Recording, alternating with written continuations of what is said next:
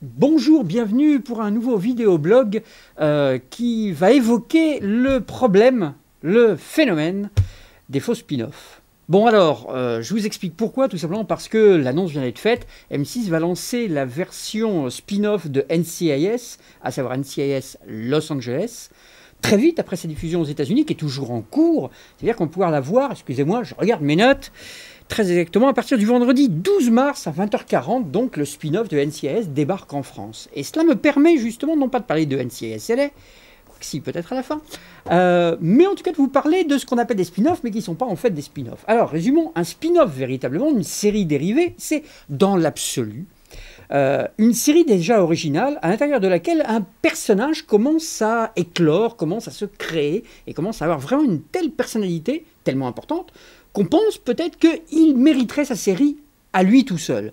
L'exemple le plus typique de ça, c'est la série Happy Days, Les Jours Heureux. À l'intérieur de quelques épisodes, il y a carrément le personnage de Mork, un extraterrestre venu d'une autre planète, interprété par Robin Williams. Ben oui, le Robin Williams.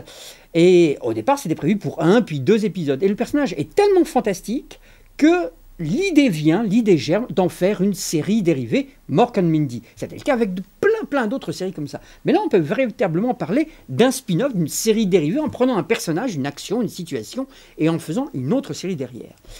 Quand il s'agit de faux spin-off, pour moi, il s'agit véritablement de reprendre une série qui fonctionne et artificiellement d'essayer de lui coller une autre série derrière en prétextant à travers 1 ou 2 épisodes qu'on fait intervenir un personnage, de nouveaux personnages, qu'on fait passer les personnages d'un épisode à un autre pour faire des liaisons. Alors le meilleur exemple, c'est ce qu'a fait Aaron Spelling pendant des années à l'époque de Beverly Hills, dans lequel il suffisait que des étudiants de Beverly Hills aillent de l'autre côté à Los Angeles et se retrouvent véritablement à Melrose Place pour que, hop, ça donne lieu à Melrose Place. Mais franchement, il n'y avait absolument aucun lien entre les deux séries, surtout quand on les voit avec quelques épisodes de distance. De même, il n'y a quasiment aucun lien entre Models Inc. et Melrose Place aussi. Ça, évidemment, Aaron Spelling était friand de ce genre de choses. Il faisait des spin-offs en profitant justement du piédestal, du tremplin que pouvait lui apporter une série à succès pour en faire une autre dernière. Mais véritablement, peut-on parler de spin-off? Et c'est exactement le cas avec NCIS. NCIS, au départ, rappelons-le, c'est quand même un spin-off de JAG. Alors franchement, le rapport entre JAG, série militaire avec des enquêtes militaires, et NCIS, moi franchement, je ne vois pas trop. Hormis le fait qu'on profite justement du succès de JAG. Et là encore, c'est exactement la même chose. Le succès du NCIS LA tient pour beaucoup au succès de NCIS, parce que franchement, il y a très peu de rapport entre les deux séries. Tout comme d'ailleurs, c'est exactement le même cas avec Dick Wolf, et avec ses séries de la franchise Law and Order, New York District, New York quelque chose en France.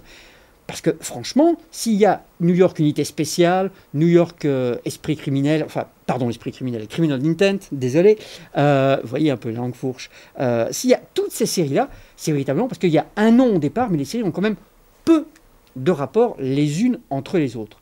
Petite anecdote, le jour où Dick Wolf a vraiment essayé de faire un véritable spin-off, vraiment une série dérivée de Law and Order, c'était une série qui s'appelait Crime and Punishment, si je me souviens bien, c'était il y a vraiment des années, ça n'a absolument eu aucun succès, et pourtant c'était exactement la même formule.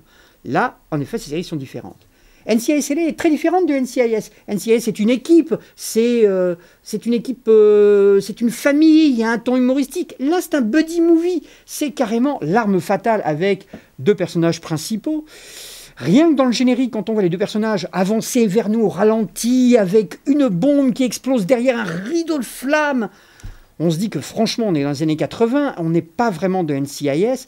Donc voilà, le spin-off, où se cache-t-il? Évidemment, ça n'empêchera pas la série d'avoir la même audience, enfin le même succès d'audience qu'elle a aux États-Unis, pas la même audience quand même, à la différence du territoire, mais même succès d'audience qu'elle a aux États-Unis. Cependant, méfiez-vous, c'est pas vraiment un spin-off, c'est plus une reprise et c'est plus on profite d'une série qui marche pour en lancer une autre. Parce que moi, je suis persuadé que NCIS LA n'aurait pas comme nom NCIS. Eh bien, je pense qu'elle se serait déjà plantée. Voilà, rendez-vous au prochain vidéoblog.